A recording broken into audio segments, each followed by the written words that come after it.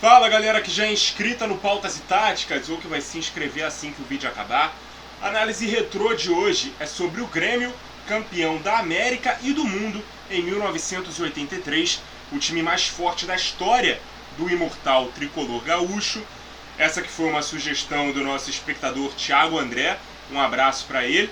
Se você quer sugerir também uma equipe histórica para uma análise retrô, deixa aqui embaixo nos comentários. Mas antes, dá uma olhadinha na playlist para conferir quais equipes a gente já analisou, para não sugerir um time que já tem vídeo aqui no canal, beleza? Também não esqueça de deixar o like, hypar o vídeo, compartilhar com os amigos e não se esqueça de conferir se você já é inscrito.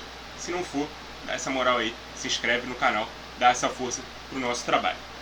Time base, comandado pelo técnico Valdir Espinosa, que teve 3 mudanças de nomes do time que levantou a Libertadores para o que ganhou um Mundial.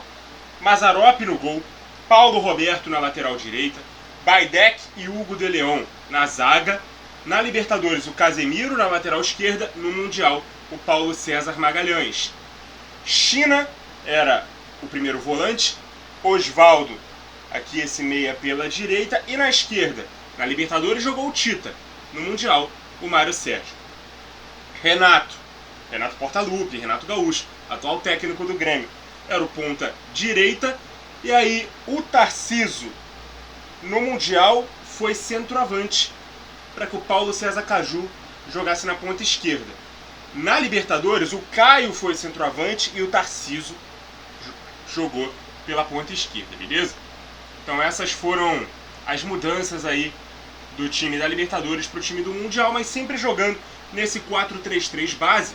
E já naquela época o Espinosa implementava algo que ficou muito mais popular de uns 10 anos para cá, que era a compactação sem bola em 4-1-4-1. Então lá no início dos anos 80, o Espinosa já implementou no Grêmio esse tipo de formação tática. Mas o time não simplesmente recuava as linhas para trás da linha da bola, mas sim fazia com que o portador da bola ficasse sempre cercado por jogadores de um determinado setor. Então vamos supor que a bola estivesse aqui pelo lado. Ele teria pela frente o cerco feito pelo lateral direito, o zagueiro pela direita, o ponta direita e o meia direita, se ele tivesse, claro, pelo lado esquerdo. Do outro lado, a mesma coisa. Você vê que ele está sempre encaixotado por esses 4 jogadores. Um zagueiro e um lateral à sua frente, um meio e um ponta às suas costas. Quando ele estava no meio, ele tinha pela frente os 2 zagueiros e por trás os 2 meias. E fosse no centro ou pelos lados, o volante China, ele era a peça fundamental para marcar individualmente o portador da bola. Ele encostava no lado atacado ou se fixava na frente da zaga. Sendo assim, eram sempre 5 jogadores atentos a quem tinha a bola. E isso fazia aquele Grêmio ser muito forte na defesa. Aqui a gente está vendo os 5.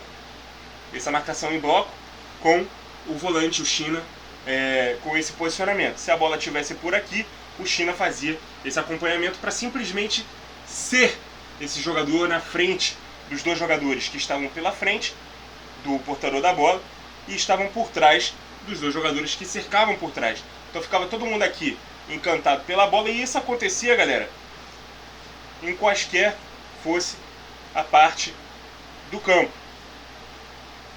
O time do Grêmio ele se movimentava, corria para frente, para trás, para um lado, para o outro. Não necessariamente as 2 linhas de 4 com o volante China por trás ficavam ali atrás da linha da bola. Eram sempre cercando o portador da bola, fosse onde ele estivesse, beleza? Falando da fase ofensiva, o lado direito ele era mais forte, né? Deixa eu só distribuir aqui novamente a equipe no 4-3-3 para a gente poder falar de como funcionava essa parte ofensiva daquele Grêmio. O lado direito ele era um pouco mais forte do que o esquerdo, primeiramente porque o Paulo Roberto, o lateral direito, era bem mais ofensivo. Tanto que o Casemiro, que foi o lateral da Libertadores, quanto que o Paulo César Magalhães, que ganhou uma vaga no Mundial. Ainda assim, a saída de bola normalmente acontecia pela esquerda, porque o Hugo de León, zagueiro uruguaio, que jogava ali como um 4º zagueiro pela esquerda, ele tinha muita qualidade, ele era um primor de qualidade, jogava de cabeça erguida, tanto no passe quanto carregando a bola. Ele não era apenas bom com a bola, mas também era um zagueiro autêntico, né, do Uruguai, com muita raça, com muita força de vontade, nas disputas de bola. Então era um jogador que fez história no Clube Gaúcho. Tem até aí umas fotos históricas, né, dele sangrando depois do jogo, depois de uma conquista de título. Então é um grande ídolo do Grêmio, o Hugo de Leão. Apesar dele jogar pelo lado esquerdo, quando ele conduzia a bola, ele procurava levar um pouco mais para o lado direito, que era o lado mais forte do time gaúcho. Beleza? Os meias do time eram o Osvaldo e o Tita, né? O Osvaldo também era mais ofensivo, jogava pela direita, fazia grandes triangulações aqui, né, com o Renato e com o Paulo Roberto. Então, o Renato, inclusive, que era o grande craque do time, ele tinha total liberdade para circular por todo o ataque, né, fosse fazendo diagonais para a área, atacando o fundo, cortando para dentro, né, para poder explorar a finalização com o pé cruzado, apesar dele ser um jogador destro. Então, ele era realmente o cara que tinha mais mobilidade, mais liberdade para poder flutuar nesse ataque. Aqui haviam muitas trocas de posição. Se o Renato fosse para frente, o Paulo Roberto poderia ter o corredor ali um pouco mais aberto, o meia, o Osvaldo, ficar ali um pouco mais na base da jogada, ou então se ele fosse para o fundo, o Osvaldo atacar a área, e aí o Paulo Roberto ficava mais por aqui. Se o Paulo Roberto fosse por dentro, o Osvaldo poderia fazer a cobertura dele pelo lado, mantendo o Renato um pouco mais aberto. Então eram muito boas essas trocas de posição pelo lado direito. O Tite, o Tita, que era uma espécie de motorzinho ali, né, do ataque do Grêmio, um motor do meio campo, na verdade, ele chegou ao Grêmio emprestado pelo Flamengo, depois de fazer parte daquele time histórico do rubro-negro, no início também da década de 80. Ele era o que mais se assemelhava a um segundo volante, um camisa 8, um meio armador. Era o cara que fazia a ligação do meio com o ataque. Ele acabou não permanecendo no time para a disputa do Mundial e fora substituído pelo Mário Sérgio, que chegou apenas para a disputa no Mundial, jogou muito bem e acabou indo embora logo depois de conquistar o título. A exemplo do Paulo César Caju, que era esse ponta esquerda que também jogava como meia e poderia trocar de posição aqui com o Mário Sérgio. Aqui haviam menos trocas de posição, justamente porque o Casemiro, ou mesmo o Magalhães, né, o Paulo César Magalhães, eles subiam um pouco para o ataque. Então, o Paulo César Caju, que foi campeão mundial, inclusive, né, pela seleção brasileira em 70, jogou também a Copa de 74, foi campeão brasileiro pelo Botafogo em 68. Ele substituiu o Tarcísio na ponta, na Libertadores, né? E aí o Tarcísio ele foi pro ataque. Ele que era um centroavante, e no lugar do Caio. O Caio era centroavante ali da Libertadores, era um jogador de muita velocidade, também poderia fazer essas trocas de posição aqui com o Paulo César, ou mesmo com o meia aqui, né, que jogou no Mundial, no caso o Mário Sérgio. Tinha me dado um branco aqui, galera, perdão. O Mário Sérgio também poderia atacar bastante a área, enquanto o Paulo César ficava aqui pelo meio e o Tarcísio ele pudesse abrir um pouco mais pela esquerda. Então aqui, se as trocas envolviam o lateral, aqui as trocas envolvem muito mais o centroavante, que fazia bastante essas movimentações, enquanto esses 4 jogadores aqui cuidavam um pouco mais da defesa, beleza? O Tarcísio, como eu disse, era um jogador que era muito acionado nas costas da defesa, em velocidade. Era um cara que, quando a linha de defesa estava um pouco mais longe, os passes para ele eram normalmente no ponto futuro, para ele poder atacar o espaço em liberdade e sem muita marcação e recebendo a bola sempre no ponto futuro. Então ele não recebia o passe no pé, ele recebia sempre o passe na frente para poder correr, atacar a bola, atacar o espaço e ter sempre os defensores correndo atrás dele. Até por isso ele ganhou o apelido de Flecha Negra, né? Ele tinha facilidade para jogar tanto aberto quanto centralizado e sempre em muita velocidade. Como eu disse, na Libertadores o centroavante foi o Caio, que era um jogador mais clássico, era um jogador que ficava mais de costas para os zagueiros, que era muito importante nos pivôs. Inclusive na conquista da Libertadores ele foi um dos artilheiros, né, da disputa, atrás do Osvaldo, que marcou 6 gols. Ele marcou 4 vezes naquela campanha da Liberta, que foi a seguinte.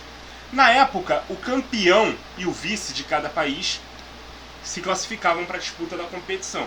E os 2 representantes de cada país estavam no mesmo grupo com 2 representantes de outro país.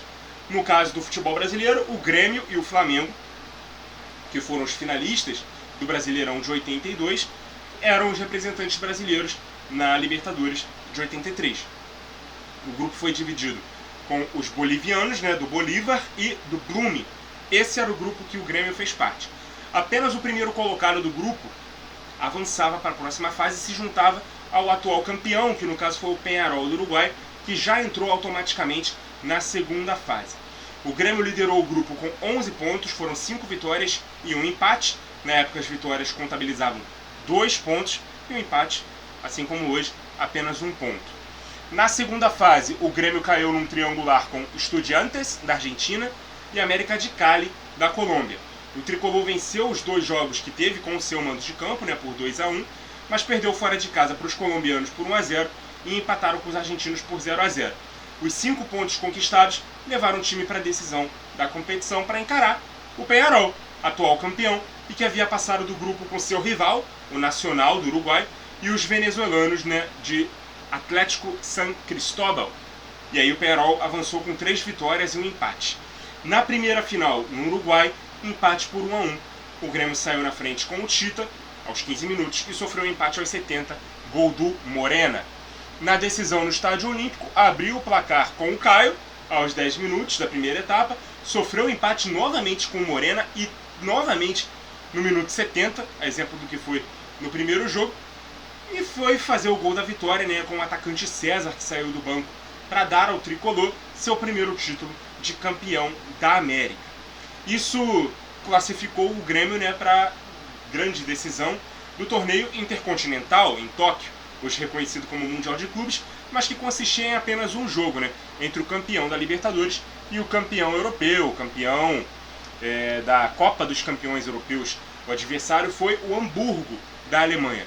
O Renato Portaluppi abriu o placar aos 37 minutos, o ala direito Schröder, do Hamburgo, aos 85 empatou a partida, levou o jogo para a prorrogação, e logo aos 3 da primeira etapa, né, ali do tempo extra, o mesmo Renato, recolocou o tricolor na frente e ficou nisso, né, números finais do jogo, 2-1 para o Grêmio, fazendo a equipe gaúcha ser a primeira do estado a conquistar o mundo. Não à toa, hoje o técnico do Grêmio, né, o Renato Gaúcho, Renato Portaluppi, é considerado o maior nome da história do clube, tem até uma estátua na frente da arena do Grêmio, lembrando que ele voltou a conquistar a América como treinador em 2016. Muito obrigado a você que acompanhou o vídeo até aqui, continue ligado no Pautas e Táticas e até a próxima!